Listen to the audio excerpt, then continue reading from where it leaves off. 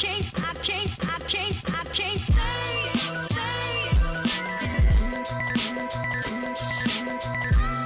guys, so it is early in the morning. It is 8 a.m. and we are all the way at Children's right now because Quincy has to have an esophagram done today. So we are here at the hospital now. We're about to go inside. Ken's not with me because of, COVID. He couldn't come with us, so I gotta try to do all this by myself, which I hate doing. But yeah, I'll keep you guys updated once we go in.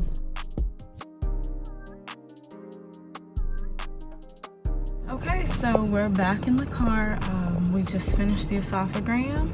I guess I'll wait till I get home to tell you guys everything, but it wasn't the best news, so let's just get home and go from there. Okay, so we are back home. I have given Quincy to his dad so he can just rest up. But yeah, as you saw, we had an esophagram today. So an esophagram is basically just a chest x-ray, but when they do the x-ray, they are sticking, well, in Quincy's case, they're sticking a tube down his nose into his esophagus and inserting dye so that they can see where the dye goes and basically see exactly what's going on with the esophagus, whether there be a leak at the site, which he's had in the past, or narrowing, which is what we were looking for today. So like I said in the car, we didn't get the best of news. We didn't necessarily get bad news because, well, it's bad news, but for us, I guess we didn't really expect good news in a sense, just based off of his past history with his TEF and EA. So basically, I was in the room. They explained to me what they were gonna do and then gave me a vest to protect myself from the radiation. And then they went on ahead with the procedure, so I was able to stay on the inside and watch him. One nurse was holding him down, the other nurse was holding the tube in the throat, and then there was the doctor. And basically what she just did is take the dye and insert a little bit at a time and just look through the x-ray monitor and see exactly what was going on. And I mean, I'm no radiologist, no radiology tech, but it was very clear, very easy to see exactly what was wrong. And basically his esophagus is very narrow. She said it's maybe only 10% open right now, so that means we want it to be obviously at 100%. You want the esophagus to be fully functioning, no obstructions, and he has severe stenosis of the esophagus. So basically, in terms of us working towards eating, that will most likely not happen yet. Right now, as I said, I just got home, so I have not heard back from his GI doctor. He'll be the one that has to make the final calls, but we for sure will have at least a couple more minor procedures where they'll dilate his esophagus and kind of help widen it. But I would assume that you can't quite go from 10% to 100% in one sitting, so it'll probably be a few of them at a time to go ahead and gradually widen his esophagus.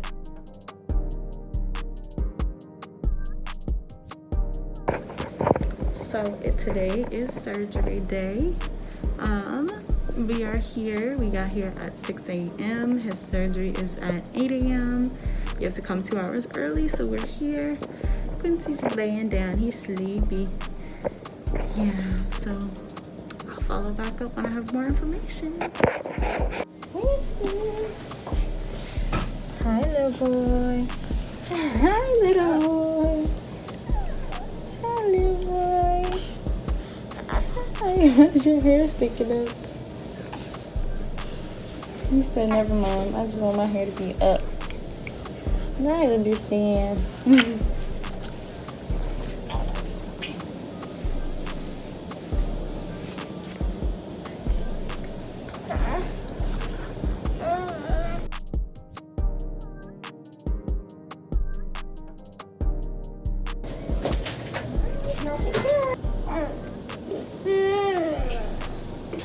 I opened you up, so.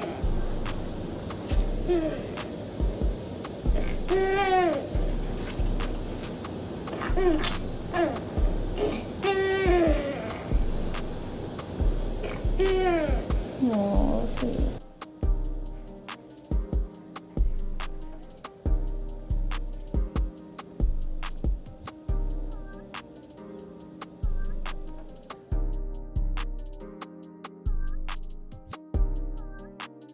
So good morning, everybody. It is currently 6:08 in the morning. So it's super early. Quincy has another dilation today. So we just got here. Children go first, or children's hospital. Babies go first. So we had to be here 2 hours before his surgery. So we are here. I'm gonna try my best to film more this time because I never do. But yeah, we'll see. So let's get inside.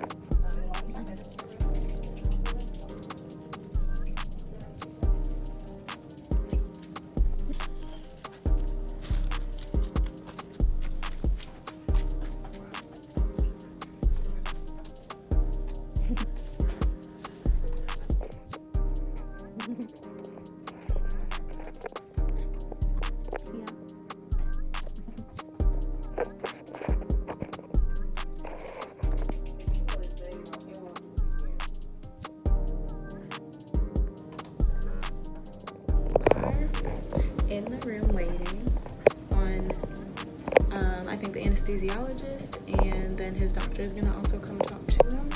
So that's what we're doing. He never gets good blood pressure, so it took us a little while to get a good blood pressure, and I had to stop recording because I had to hold his leg down. Hi, Quincy. Hey, Quincy. You got a hospital gown? So he doesn't actually need the hospital gown. It's actually too big, so they said just to keep him in his onesie. So he's in a onesie, but basically what they're gonna do is just take him out of all his clothes, and he'll just go back and go into surgery with just a diaper on, so he won't have any clothes. Where are you going? You don't want to talk to them? But yeah, that's pretty much how this goes.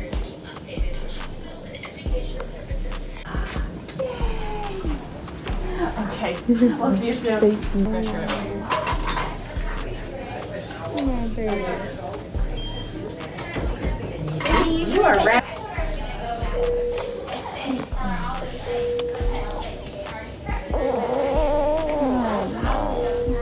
You did good. Dr. Garza said you did good. So he just came back from surgery. He is, well, like asleep awake. Like if I touch him and stuff, he'll move, but he's still pretty groggy. It looks like this time they put his IV on in his little foot. So that's better though, because he likes to suck his fingers, and last time he was miserable down his hands. This time he has them. So we're about to just, usually what we do is we hook him up to his G-tube and get just some, this is just Pedialyte. I know you can't really tell, but there's just Pedialyte hanging in his bag, and they just want to make sure that his stomach can tolerate food. Well, tolerate this before food, and then he has to tolerate food before we can leave. So that's what we're doing now, but he did so good, they said, and it was really quick. So yeah, come back and we'll follow up with you guys. Okay, so I'm gonna film this one on camera while he's sleeping. He's over there.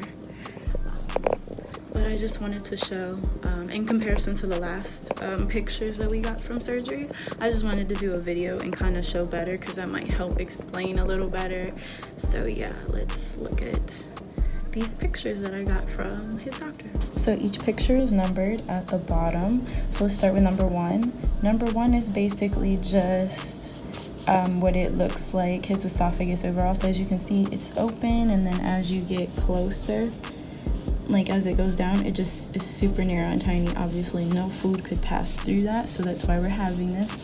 Picture number two is just kind of like a closer picture of picture number one, and then you can start to see the tubes that they've had, or I mean, I guess they're tubes, I don't know what they are, but the tools they're using to widen it. And this is just, you know, the rest of these pictures are just as it gradually widens. And then 14 is a really good picture of what it looks like at the end. So let's just go again to picture number 1. This is where we started. This is picture number 2, where we ended. Okay, so that's excellent. That's definitely where we want to be, but it's still not much. This is only, he said, 7.5, and the last time we came we got to a 7. So we've made some progress, but not a lot. But also the biggest thing is after the first one, this is what his esophagus looked like 2 weeks later. So yeah, we have got a lot of work to do to get it stretched out. It's like a rubber band. It's going to gradually stretch with time, not just all at once. I mean, obviously, if you try to stretch it too far, it's going to break. So that's where we are with this. So I'm going to end the video here, guys. We're going to go home pretty soon.